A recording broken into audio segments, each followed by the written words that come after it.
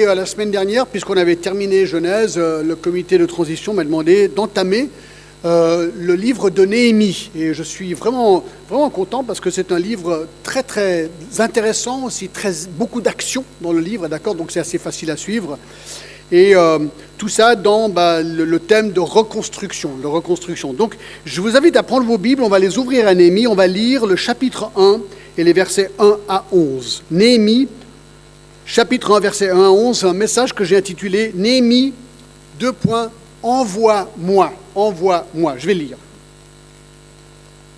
Parole de Néhémie, fils de Hakalia, au mois de Kisleu, la 20e année, comme j'étais à Suse, dans la capitale, Anani, l'un de mes frères, et quelques hommes arrivèrent de Juda. Je les questionnais au sujet des Juifs réchappés qui étaient restés de la captivité et au sujet de Jérusalem. Ils me répondirent, ceux qui sont restés de la captivité sont là, dans la province, au comble du malheur et de l'opprobre. La muraille de Jérusalem sont en ruine et ses portes sont consumées par le feu. Lorsque j'entendis ces choses, je m'assis, je pleurais et je fus plusieurs jours dans la désolation. Je jeûnais et je priais devant le Dieu des cieux et je dis, ô Éternel, Dieu des cieux, Dieu grand et redoutable, toi qui gardes ton alliance et qui fais miséricorde à ceux qui t'aiment et qui observent tes commandements, que ton oreille soit attentive et que tes yeux soient ouverts. Écoute la prière de ton serviteur, que ton serviteur t'adresse en ces moments, jour et nuit, pour tes serviteurs, les enfants d'Israël. En confessant les péchés des enfants d'Israël, nos péchés contre toi, car moi et la maison de mon Père, nous avons péché. Nous t'avons offensé. Et nous n'avons point observé les commandements, les lois et les ordonnances que tu prescrivis à Moïse, ton serviteur. Souviens-toi de cette parole que tu donnas ordre à Moïse, ton serviteur, de prononcer. Lorsque vous pécherez, je vous disperserai parmi les peuples. Mais si vous revenez à moi, et si vous observez mes commandements et les mettez en pratique, alors, quand vous seriez exilés à l'extrémité du ciel, et là je vous rassemblerai, et je vous ramènerai dans les lieux que j'ai choisis pour y faire résider mon nom. Ils sont tes serviteurs et ton peuple, et tu as racheté par ta grande puissance et par ta main forte. Ah Seigneur, que ton oreille soit attentive à la prière de ton serviteur et à la prière de tes serviteurs qui veulent craindre ton nom. Donne aujourd'hui du succès à ton serviteur et fais-lui trouver grâce devant cet homme. J'étais alors échanson du roi. Alors peut-être il faudrait quand même commencer avec une introduction et le contexte de ce livre. Alors je vais un petit peu vous raconter l'histoire d'Israël, d'accord? C'est vraiment intéressant, mais c'est très important de comprendre. Alors il faut savoir que Dieu avait promis à Israël que si Israël l'obéissait, il les bénirait en tant que nation. Mais si Israël ne lui obéissait pas, alors il les jugerait en les déporter en captivité. Je vais vous lire Deutéronome 28 à partir du verset 63. Je lis Deutéronome 28, 63. De même que l'Éternel prenait plaisir à vous faire du bien et à vous multiplier, c'est Moïse qui écrit. De même, l'Éternel prendra plaisir à vous faire périr et à vous détruire, et vous serez arrachés du pays dont vous êtes rentrés en possession. L'Éternel te dispersera parmi tous les peuples, d'une extrémité à la terre à l'autre, et là tu serviras d'autres dieux que n'ont connu ni toi, ni tes pères, du bois et de la pierre.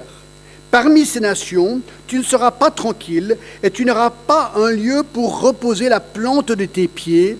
L'Éternel rendra ton cœur agité, et tes yeux languissants, ton âme souffrante. Donc Dieu leur a dit, écoutez, si vous m'obéissez, ça ira bien, et si vous m'obéissez, ça ira très très mal. Il donne le même avertissement au roi Salomon dans 1 Roi 9, lui promettant qu'il le destituerait en tant que roi s'il n'obéissait pas à Dieu.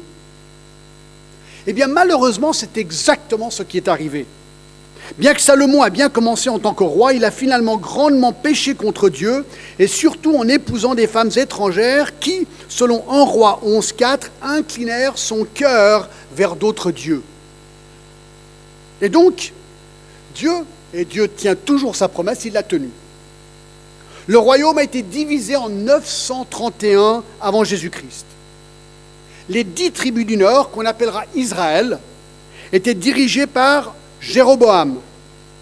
Et les 2 tribus du sud, qu'on appellera Juda, furent dirigées par Réhoboam. Mais ces 2 royaumes continuèrent dans leur idolâtrie malgré certaines réformes tentées par plusieurs rois et surtout dans le sud. De ce fait, Dieu a toujours tenu ses promesses et là, la promesse, c'est de les juger par une déportation. Donc en 722 avant Jésus-Christ, Israël, donc les tribus du nord, furent envahis et déportés par les Assyriens. Et ensuite, ils furent dispersés sur le territoire, ont un petit peu perdu savoir où ils sont. Puis en 586 avant Jésus-Christ, Juda, les tribus du sud, furent à leur tour envahis et eux déportés par les Babyloniens. Les Babyloniens ont pillé, détruit et presque entièrement dépeuplé Jérusalem selon 2 Rois 25 et ceci a commencé une période de captivité qui dura 70 ans. 70 ans. Alors, ce qui est remarquable, c'est que Jérémie a prophétisé pile poil ce qui s'est passé. Dans Jérémie 25, 8, je vais lire. Jérémie 5, 28. « C'est pourquoi ainsi parle l'Éternel des armées, parce que vous n'avez point écouté ma parole. J'enverrai chercher tous les peuples du septentrion, dit l'Éternel, et j'enverrai auprès de Nebuchadnezzar, roi de Babylone, mon serviteur. Je le ferai venir, c'est une prophétie, donc je vais faire venir Nebuchadnezzar, il y a le nom du roi, contre ce pays et contre ses habitants et contre toutes ces nations alentour, afin de les dévouer par interdit et d'en faire un objet de désolation et de moquerie des ruines éternelles. Je ferai cesser parmi eux les cris de réjouissance et les cris d'allégresse, les chants du fiancé, les chants de la fiancée, le bruit de la meule et de la lumière de la lampe. » Écoutez le verset 11, Jérémie 25, 11. « Tout ce pays deviendra une ruine, un désert, et ces nations seront asservies au roi de Babylone pendant 70 ans. »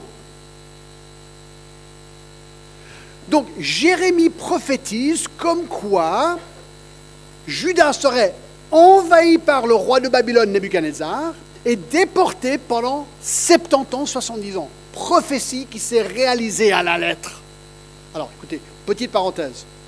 Il y a beaucoup de gens qui disent, John, enfin à vous aussi peut-être, comment tu sais que la Bible est vraie? Peut-être c'est que des bobards.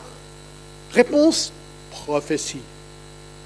Ça, c'est la meilleure et la plus rapide réponse. Vous leur montrez des prophéties, et là, ils sont bouche bée.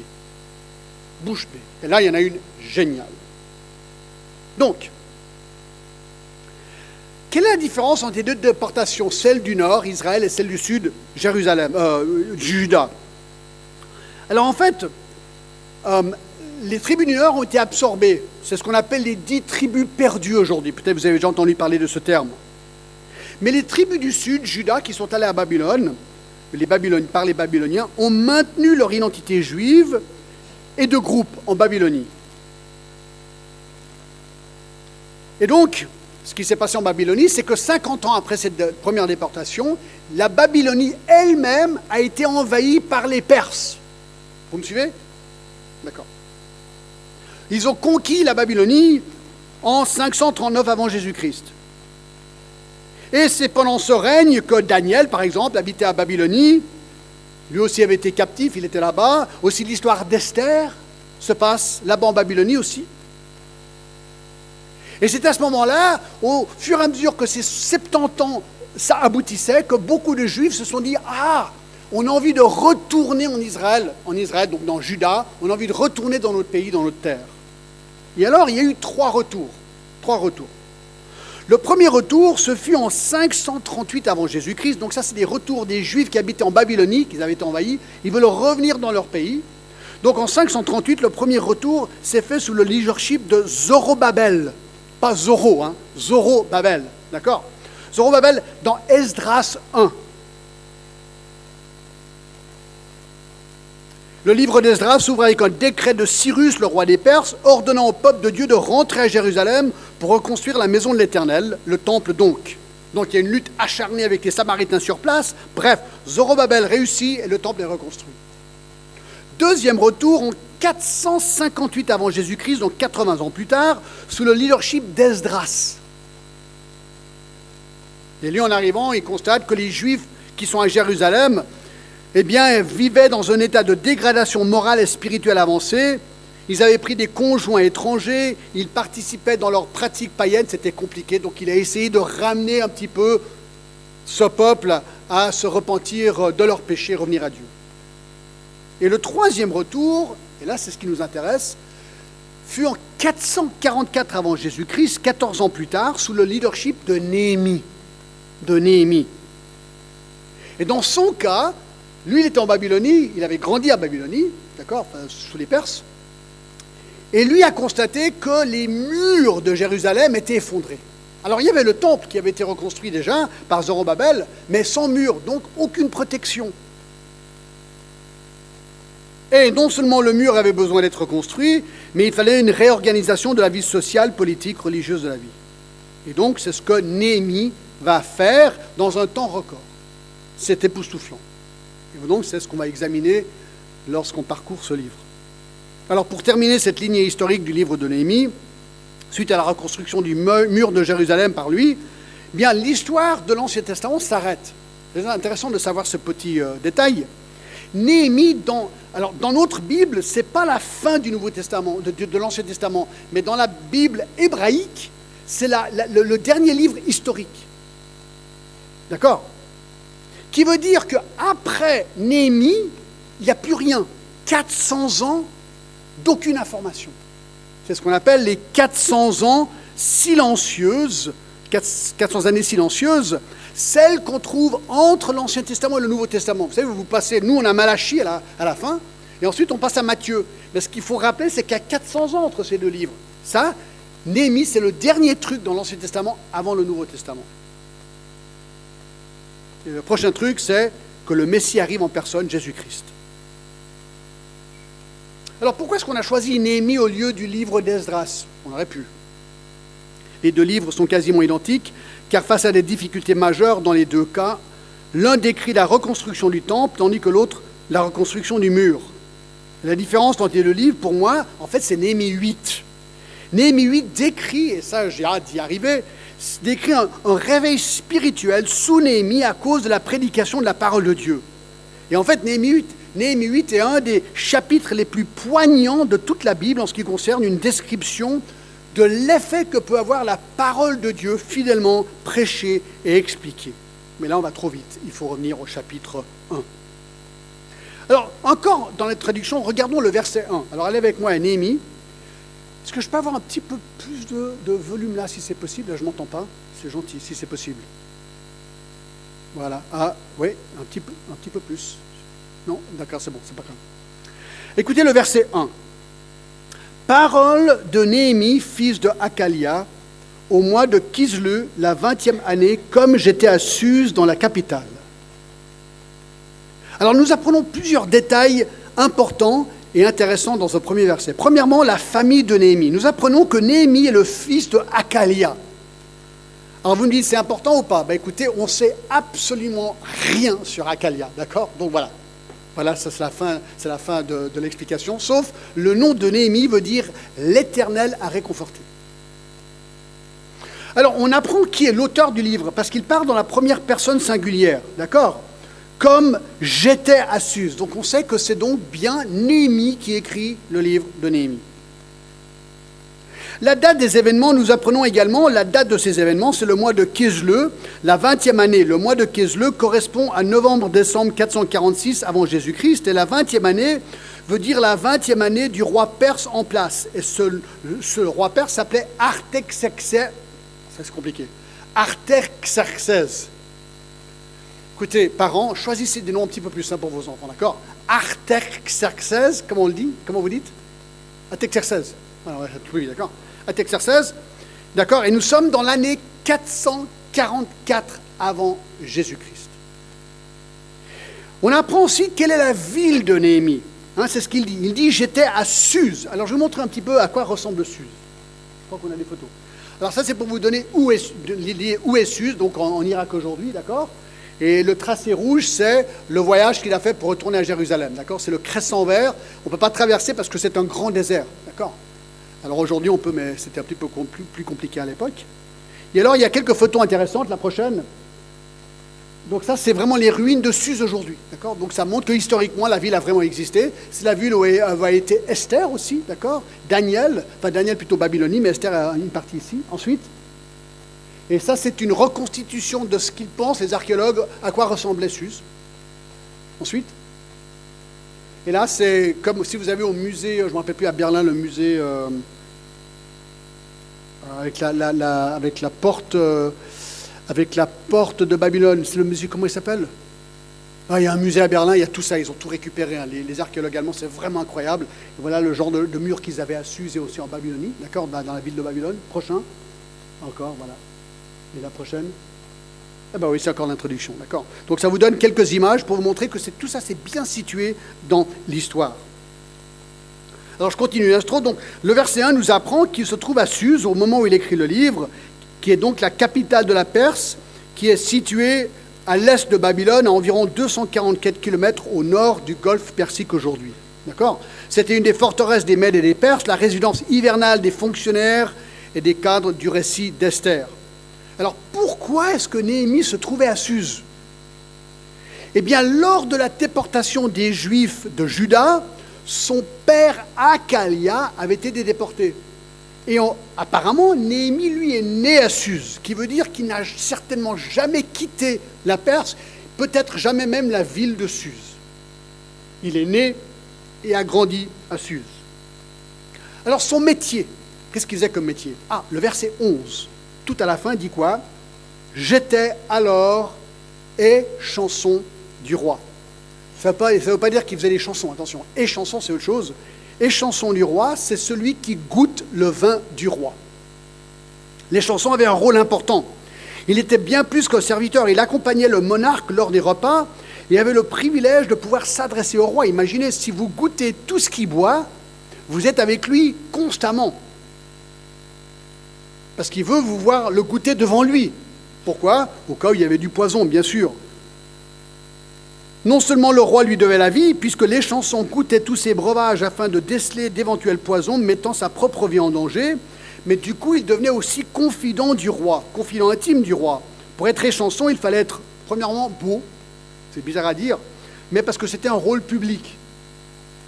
Il fallait être cultivé, connaisseur de la culture de la cour et capable de converser avec le roi et le conseiller s'il était consulté. Et puisqu'il avait accès au roi, il avait un rôle de grande influence qui pouvait être utilisé pour le bien aussi que pour le mal. Donc il fallait qu'il soit vraiment, vraiment un grand confident.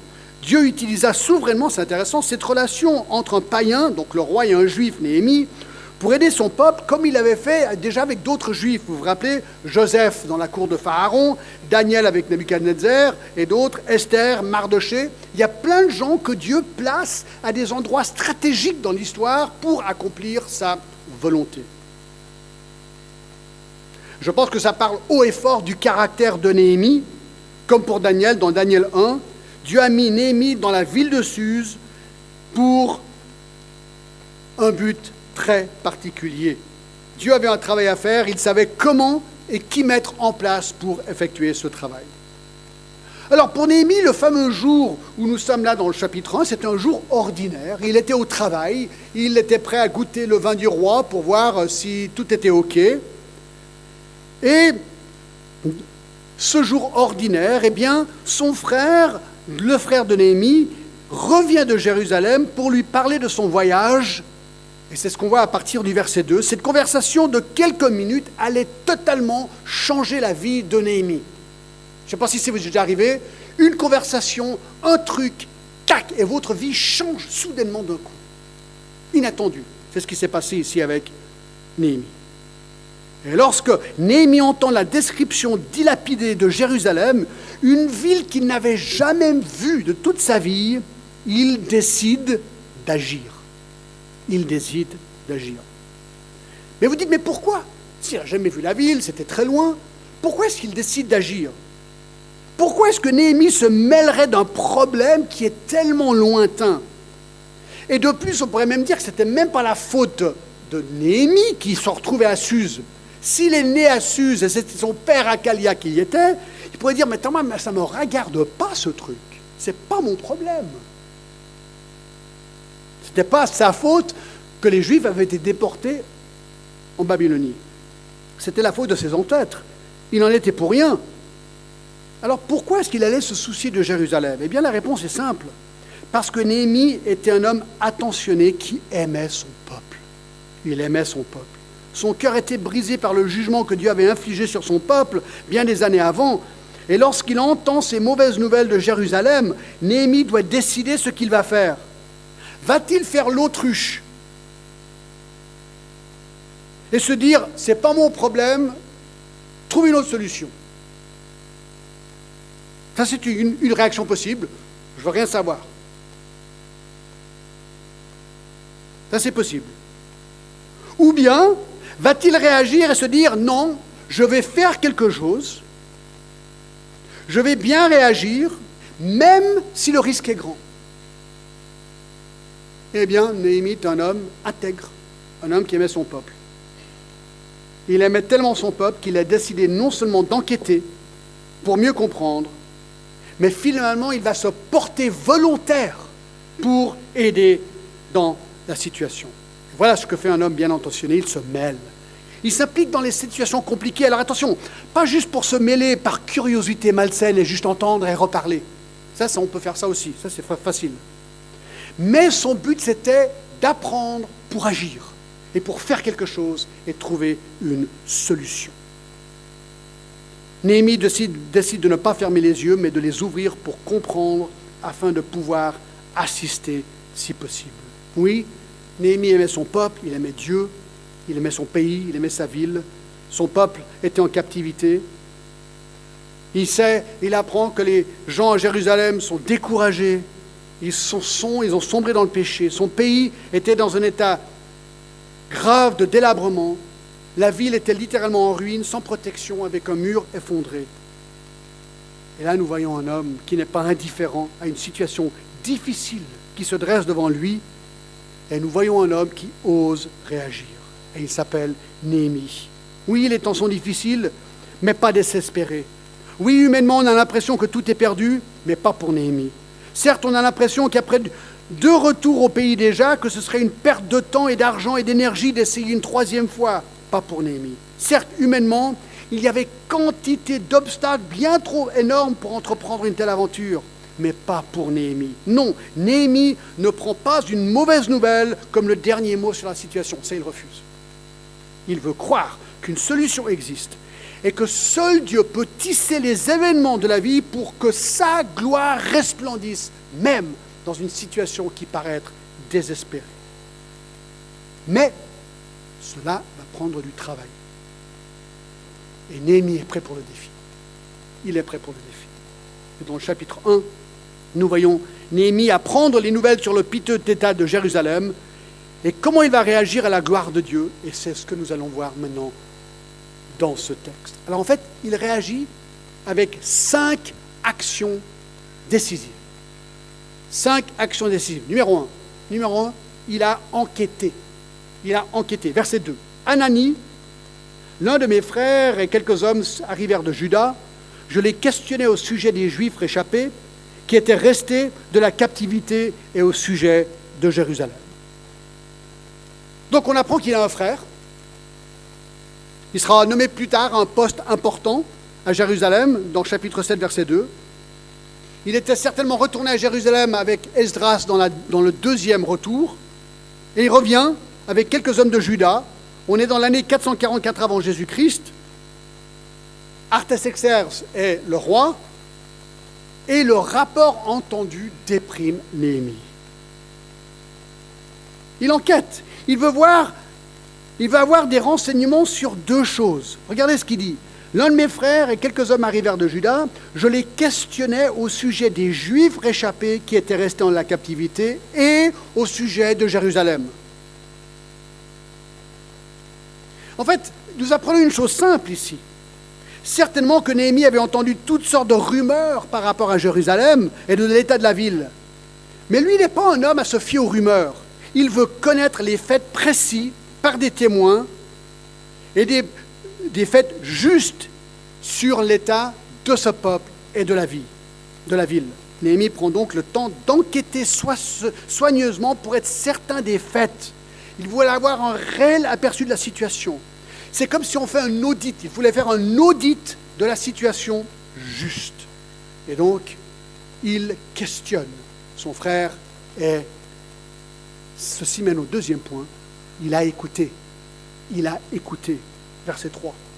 Ils me répondirent, ceux qui sont restés de la captivité sont là dans la province, au comble du malheur et de l'opprobre.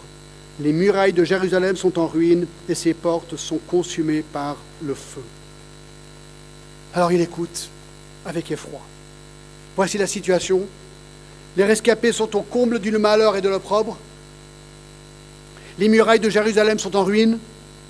Les portes de Jérusalem sont brûlées. Écoutez, mes amis, il ne peut pas y avoir pire. Aucune protection.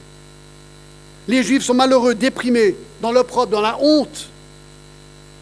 Ils sont en honte vis-à-vis de l'état de leur patrie, de leur peuple, de leur ville.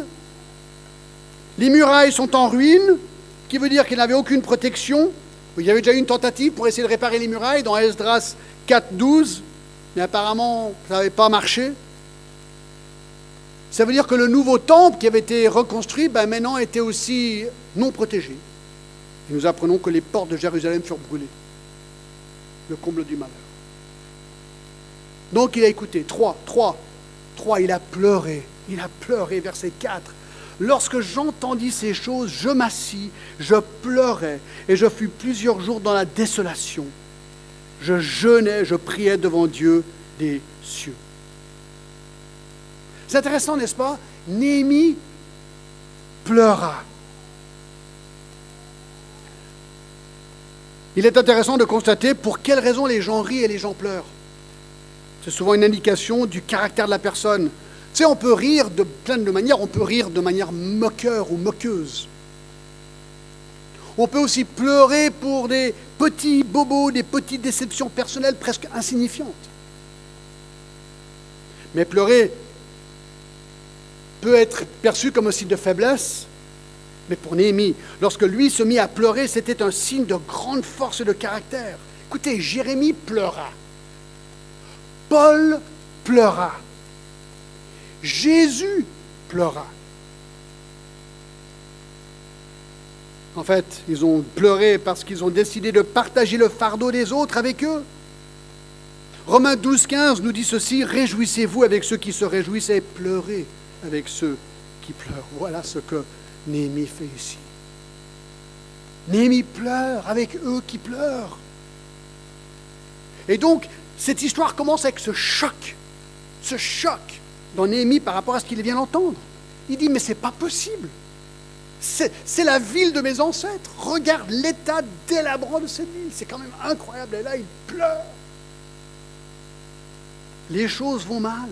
Il est triste, il est accablé, il est envahi d'émotions. C'est comme un deuil. Alors nous l'avantage, on connaît la fin de l'histoire déjà. Il y aura un réveil dans le chapitre 8. Ils seront dans la joie à la fin. Mais lui, c'est pas ça encore. Pour lui, c'est catastrophique. Là. Alors qu'est-ce qu'il fait? Verset 4, il s'assoit. Si vous êtes déjà arrivé, vous savez, tout va bien, vous entendez une nouvelle, et là, vous êtes cassé.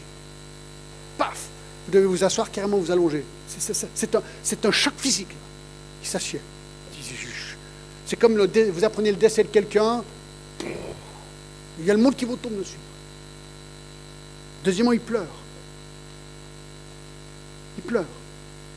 C'est quand ma maman est décédée l'été passé, j'ai pleuré.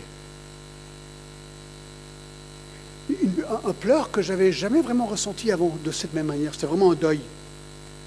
C'était profond, c'était vraiment profond, c'était envahissant, c'était angoissant. J'étais terriblement solitaire quand je pleurais. J'étais inconsolable quelque part. Alors bien sûr, le Seigneur m'a aidé, mais vous savez, c'est votre maman qui décède. Et si vous avez perdu votre maman ou votre papa, vous savez ce que c'est. Et j'avais jamais vu mes frères, j'ai 2 frères. Mes 2 frères, on a pleuré ensemble. Je ne les avais jamais vus pleurer. Pour moi, mes frères, ils sont implorables. Je ne sais pas si ça se dit comme ça. Non, ils ne peuvent pas pleurer, quoi, tu vois. Et là, on pleurait ensemble. Et on a pleuré, encore pleuré. Voilà ce qu'il est en train d'expérimenter, Néhémie. Pour son peuple, pour sa ville. On apprend qu'il était plusieurs jours dans la désolation. Cassé. C'est intéressant, Toba, vous vous rappelez le disciple? Tous les autres avaient vu Jésus ressuscité sauf lui. Déprime totale. On apprend dans Jean 20, 26 que pendant 8 jours, il était déprimé tout seul. Ah ouais. Dans la désolation. Et là, finalement, il jeûna aussi, on apprend. Ou il jeûnait, il jeûnait. Alors, vous savez que dans l'Ancien Testament, il n'y avait qu'un jour par année où on était prescrit de jeûner, c'était le jour de l'expiation dans Lévitique 16. Sinon, il n'y avait aucune obligation de jeûner. Et pourtant, la Bible en parle beaucoup du jeûne. Dans Matthieu 6, Jésus nous parle comme ceci, verset 16, « Lorsque vous jeûnez, ne prenez pas un air triste. » Il présuppose qu'on va jeûner. Alors pourquoi est-ce qu'on jeûne? Alors, je ne vais pas faire toute une étude sur le jeûne, mais en fait, le jeûne est souvent l'évidence d'une condition de détresse totale. Vous savez, quand votre maman vient de mourir, le dernier truc que vous voulez faire, c'est de manger un grand repas. C'est ça. Il n'a plus envie de manger, quoi. C'est un jeûne. Alors, lié avec la prière, pas lié avec la prière, il n'a pas envie de manger. Beaucoup de jeûnes, c'est ça, en fait. On est tellement dans la détresse qu'il faut... On veut juste passer du temps avec le Seigneur et on n'arrive même pas à manger. 4. Il pria. Ou il a prié. Alors, c'est la première prière sur 12 prières dans le livre de Néhémie. Mais vous savez, ce qu'on remarque tout de suite ici, c'est la réaction de Néhémie, un homme de Dieu. Alors, détresse, mais il n'a pas paniqué. C'est ce qu'il a fait, il a prié. Il a prié. Verset 4, verset B4. « Et je priais devant le Dieu des cieux et je dis. » Alors, 4 parties très simples de sa prière. Premièrement, l'adoration. Il a dit, je jeûnais, je priais devant le Dieu des cieux et je dis, ô Éternel, Dieu des cieux, Dieu grand et redoutable. Écoutez, franchement, arrêtez-vous une seconde. C'est comme ça que vous aurez commencé, vous? Vous venez d'apprendre que Jérusalem est en ruine, c'est la honte totale. Ô Dieu grand et redoutable, tu es bon. Voilà comment on devrait réagir, mes amis. Voilà comment on devrait réagir face aux nouvelles les plus terribles du monde. Est-ce que Dieu est en contrôle? Oui. Dieu grand et redoutable, face à la nouvelle terrible. Eh bien, sa prière commence avec l'adoration, la louange, le respect pour Dieu. Il va commencer à énumérer les attributs de Dieu. Ô Dieu des cieux. C'est exactement comme nous, on est appris à enseigner par Jésus, notre Père qui est aux cieux. Exactement pareil. C'est intéressant qu'on commence toujours. Quand tout va mal, quand tu pries à qui? Est-ce que Dieu est là? Alors il est là, mais on prie à Dieu qui est aux cieux pour nous rappeler qu'il est au-dessus de tout. Dieu grand. On a fait tout un message dans Ésaïe 40 sur la grandeur de Dieu. Écoutez, quand vous regardez la grandeur de Dieu, quand vous pensez au ciel, aux étoiles et aux galaxies là-haut, tout d'un coup, waouh! Alors, je suis important, mais c'est vrai que mon problème, il est vachement petit comparé à... C'est le but. Dieu est redoutable, oui. Il est terrible, effroyable, dangereux, alors formidable. C'est une sorte de waouh avec crainte. Je pensais, si vous avez un patron, d'accord, dans votre société, votre patron, oui, j'aimerais vous parler. Venez dans mon bureau, j'aimerais parler avec vous. Alors, ce que vous ne savez pas, c'est peut-être pour une promotion. Ou c'est peut-être pour vous licencier, d'accord? Et vous savez qu'il a le pouvoir de faire les deux. Donc, vous y allez avec « j'espère que c'est une promotion, waouh !» ou bien « aïe, aïe, aïe, je vais me faire licencier, ça va être compliqué. » D'accord? Mais voilà, c'est ce double sentiment devant Dieu. C'est pareil, il a le pouvoir de juger, mais il a le pouvoir de bénir aussi. Il est redoutable. Et ensuite, il lui dit « Dieu qui garde ton alliance. » Verset 5. « Et qui fait miséricorde à ceux qui t'aiment et qui observent tes commandements. » C'est intéressant. Il a lu Jérémie 25, Il a lu comme quoi c'était une déportation qui allait durer que 70 ans. Et donc, il se rappelle de cela. Et il dit, Dieu, tu gardes ton alliance. Tu avais dit qu'il allait déporter, il l'a fait. Attention, attention, Dieu fait ce qu'il dit. Il fait ce qu'il dit. Et c'est intéressant, au fur et à mesure qu'il parle et qu'il communique par la prière à ce Dieu immense, eh bien, son problème devient plus petit quelque part. Deuxième chose, c'est la confession. De l'adoration, il passe à la confession, verset 6, regardez, que ton oreille soit attentive et que tes yeux soient ouverts. Écoute la prière que ton serviteur t'adresse en ces moments, jour et nuit, pour tes serviteurs, les enfants d'Israël, en confessant les péchés des enfants d'Israël, nos péchés contre toi, car moi et la maison de mon Père, nous avons péché. Nous t'avons offensé, et nous n'avons point observé les commandements, les lois et les ordonnances que tu prescrivis à Moïse, ton serviteur. Souviens-toi de cette parole que tu donnas ordre à Moïse, etc. Donc, il confesse son péché.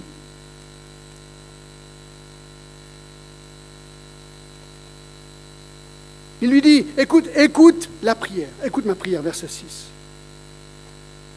Et je trouve intéressant, moi, qu'il confesse les péchés des enfants d'Israël, mais vous avez noté comment il le fait en s'incluant. Il dit, nous avons péché. Exactement comme Daniel l'avait fait dans Daniel 9. Esdras aussi d'ailleurs dans Esdras 9. Voyez-vous, Néhémie admet partager la responsabilité pour la désobéissance d'Israël à la loi de Dieu. Il dit « je confesse » et il parle de nous 3 fois. Ce qui est intéressant, c'est que Néhémie n'a pas péché comme ses ancêtres puisqu'il n'était même pas né à l'époque. C'est important ce que je suis en train de dire. Il n'a pas péché comme ses ancêtres, il n'était même pas né. Mais par amour de son peuple, il s'associe à son peuple du passé, qu'il ne connaissait pas, pour dire « nous avons péché ». Donc il s'associe avec eux, même s'il n'était pas lui personnellement coupable. C'est comme si vous dites, je ne sais pas, vous pensez à votre famille, « oh, Seigneur, écoute, mon grand-père, je dis un peu n'importe quoi, mon grand-père était idolâtre, mon père était alcoolique, Seigneur, pardonne ma famille. » Nous n'avons pas marché comme nous aurions dû. Toi, tu m'as sauvé, mais regarde ma famille. Je te demande pardon pour ma famille. C'est un petit peu ce genre d'attitude ici. C'est intéressant, dans Josué 7, il y avait le péché de Jéricho par Achan. Les enfants d'Israël commirent une infidélité au sujet des choses dévouées par interdit. Et au verset 11, il ajoute, les enfants d'Israël ont transgressé mon alliance. Mais en fait, c'est faux. C'était Achan. C'était pas tout Israël. Mais le peuple est associé à ce péché. C'est comme dans Corinthiens 12, 26, si un membre souffre, tous les membres souffrent. Si un chrétien pêche quelque part, on est tous impliqués. C'est tout une tristesse pour tout le monde quelque part. Ça affecte le corps. Et dans ce sens-là, oui, nous sommes tous coupables. Et nous demandons pardon, Seigneur, pour le péché du peuple de Dieu. Même si on n'est pas personnellement inclus dans le péché d'une telle ou telle personne comme on l'a vu ici. Alors il demande pardon. Il dit la même chose que Dieu, confesse son péché. Ça mène à la consultation. Troisième partie de sa prière, au verset 8, c'est intéressant. Souviens-toi, et moi je trouve ça génial. Vous savez ce qu'il fait? C'est comme ça qu'on devrait prier. Il prend la Bible et dit, voilà, Seigneur, maintenant j'aimerais vraiment prier spécifiquement, Bible en main, ta parole en main. D'accord? C'est comme si vous priez avec la Bible ouverte. Il dit au verset 8, « Souviens-toi de cette parole que tu donnas ordre à Moïse, ton serviteur, de prononcer. Lorsque vous pécherez, je vous disperserai parmi les peuples. Mais si vous revenez à moi, si vous observez mes commandements et les mettez en pratique, alors, quand vous serez exilés à l'extrémité du ciel, là je vous rassemblerai, je vous ramènerai dans le lieu où j'ai choisi pour y faire résider mon nom. Ils sont tes serviteurs et ton peuple que tu as racheté par ta grande puissance et par ta main forte. » C'est ce qu'il fait là. Il dit, écoute, voilà, Seigneur, je vais prier avec tes promesses en main. Tu as dit qu'il serait déporté, mais tu as dit qu'il reviendrait. Est-ce que c'est le moment? Seigneur, c'est ce que tu as dit. Ça, on devrait le faire. Vous dites, il faut que je prie pour un membre de ma famille qui ne connaît pas Christ.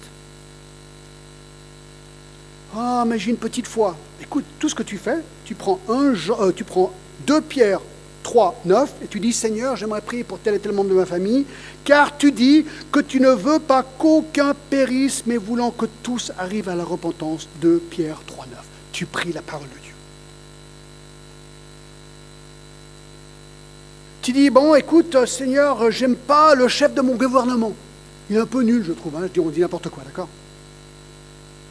Alors, comment je prie pour lui? Très simple. 1 Timothée 2, 1. J'exhorte donc avant toute chose de faire des prières, des supplications, des requêtes, des actions de grâce pour tous les hommes, pour les rois et pour tous ceux qui sont élevés en dignité, afin que nous menions une vie paisible et tranquille et toute piété et honnêteté. Seigneur, je prie pour ce chef, peut-être que je n'aime pas, mais je vais te prier que tu l'utilises pour nous donner la paix, pour qu'on puisse adorer le Seigneur librement.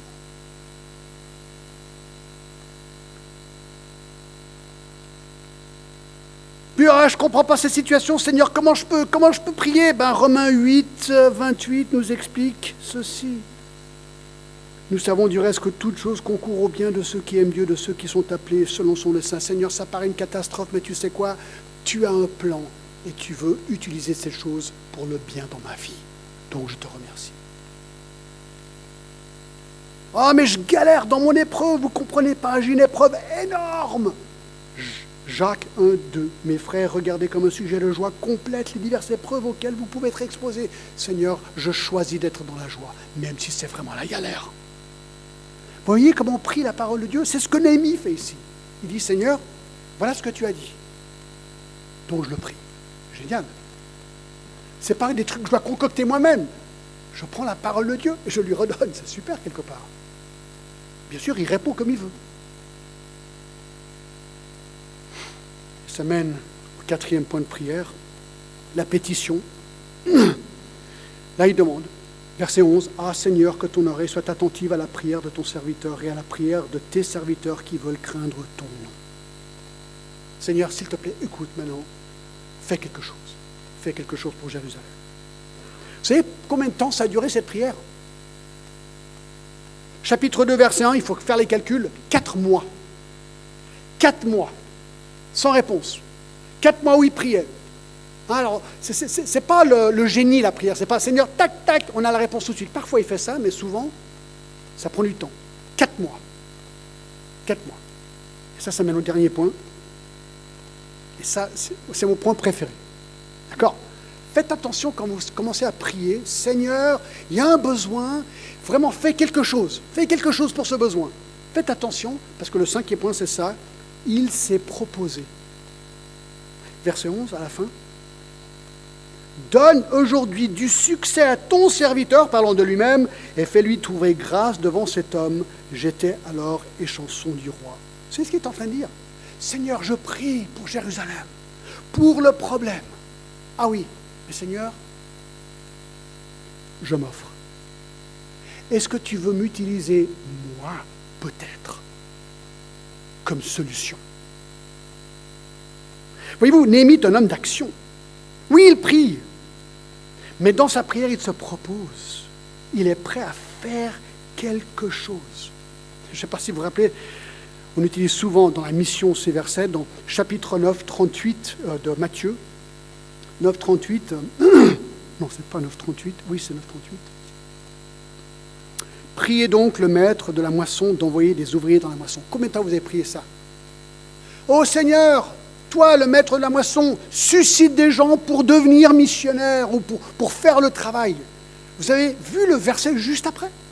Chapitre 10, verset 1. Puis, ayant appelé ses 12 disciples, il leur donna le pouvoir de chasser les esprits impurs, de guérir la maladie, de toute infirmité, et il les envoie. C'est intéressant, il leur dit, priez qu'il suscite des gens pour y aller, et le verset après, c'est qui va? C'est eux. C'est eux qui y vont. Et voilà un petit peu ce qui se passe ici. Néhémie prie et il est d'accord de devenir la propre réponse de Dieu à sa prière. Il était chanson, il n'y connaissait bien en vin, ça il connaissait les vins. Il était serviteur fidèle, mais apparemment il n'y connaissait pas grand-chose dans la construction, ni l'architecture, ni la maçonnerie, peut-être même pas en leadership, que nous le sachions. Il connaissait peut-être rien sur les voyages dans le désert, mais il y va quand même. Il dit, Seigneur, écoute, Moi, je veux bien y aller, je m'y connais rien dans tout ça, mais si tu peux m'utiliser, utilise-moi, je me lance. Je me lance. Alors peut-être ces personnes ne vont pas être contentes, mais je vais vous dire, j'ai entendu une histoire super cette semaine. Il y a une maman dans l'église, dans notre église, qui s'appelle Marianne. Elle m'a dit l'autre jour, John, tu sais, moi je suis maman, je ne m'y connais absolument rien en technique, mais il y avait un besoin dans la vidéo. Donc je me suis proposé. Une maman se lance dans la vidéo, là. Je dis quand même chapeau. Bon, je ne sais pas si elle va apprécier que je vais dire ça, mais Christina aussi, elle a dit, moi j'ai un petit peu de musique, est-ce que je peux aider? Je veux bien venir chanter. Elle a chanté ce matin avec les autres.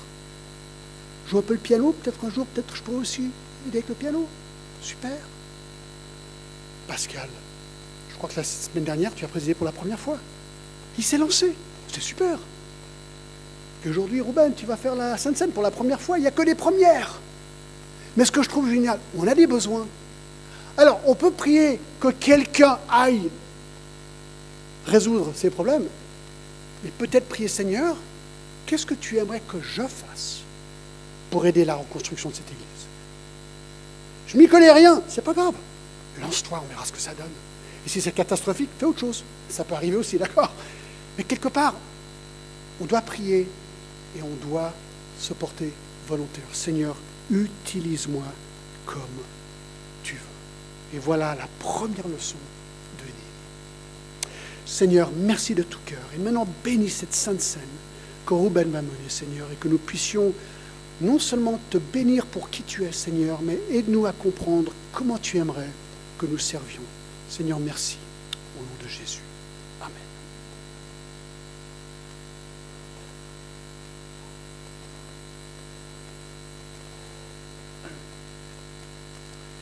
Merci au Seigneur pour sa parole. Merci, John. Et je voudrais juste avant